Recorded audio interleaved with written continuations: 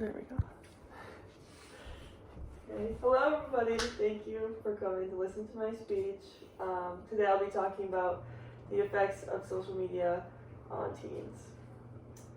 Do you ever wonder why media platforms categorize individuals who access their services as users, and the only other group of people who are considered users are people who abuse substances? Most people who own a device like phones, tablets, computers, also have social media downloaded. Just like many of you, I also use social media platforms including LinkedIn, Snapchat, Facebook, Instagram, etc.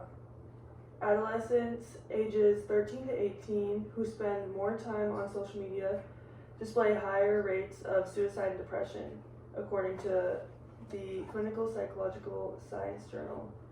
The use of social media platforms amid adolescents and young adults corresponds with a rapid increase in psychological health concerns, calling attention to a critical demand for elevated education, accountable use, and ordinance to preserve the mental health of upcoming generations.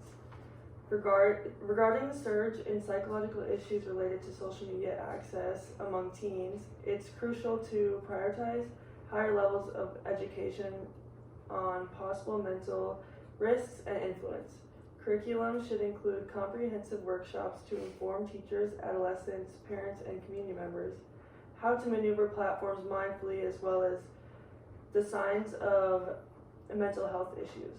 A study concluded teens that utilize social media exceeding 3 hours per day are 2 times more likely to portray adverse psychological outcomes such as depression, anxiety, and potentially suicide, according to Kathy Catella at Yale Medicine. Along with education, navigating social media responsibly is fundamental in terms of preserving the mental wellness of our teens.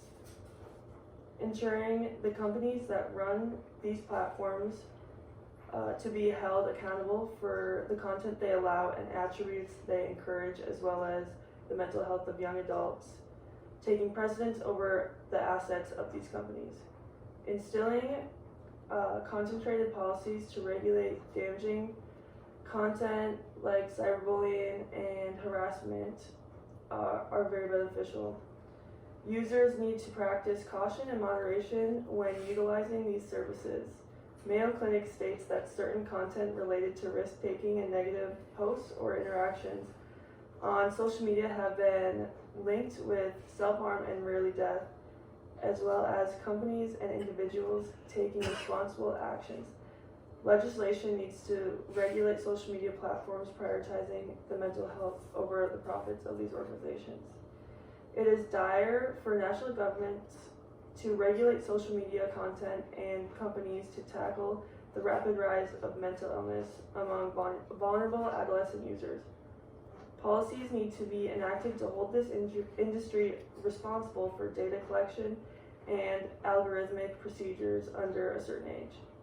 The Los Angeles Times editorial board mentions the Assembly Board 2408 would hold social media companies liable for those who become addicted to their platforms, or in other words, users, essentially prodding companies to eliminate addictive features from minors' accounts and giving parents new rights to sue if they do not, in which, in my opinion, could motivate these media companies to regulate damaging content.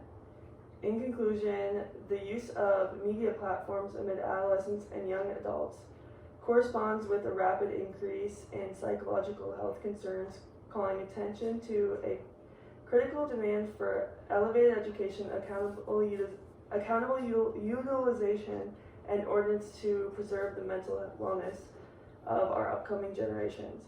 In my opinion, it is critical to educate our youth, keep companies accountable, and enact policies that prioritize mental health over profit by encouraging adolescents to gain knowledge, teach our youth how to navigate platforms in a healthy way, and instilling legislation.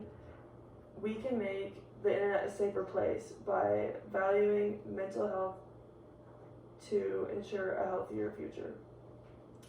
Finally, I challenge you to spend less than 2 hours each day and do 5 random acts of kindness this week. You never know what people are going through, and you could be the reason someone smiles this week. Thank you. Good job. Good job. Nice job.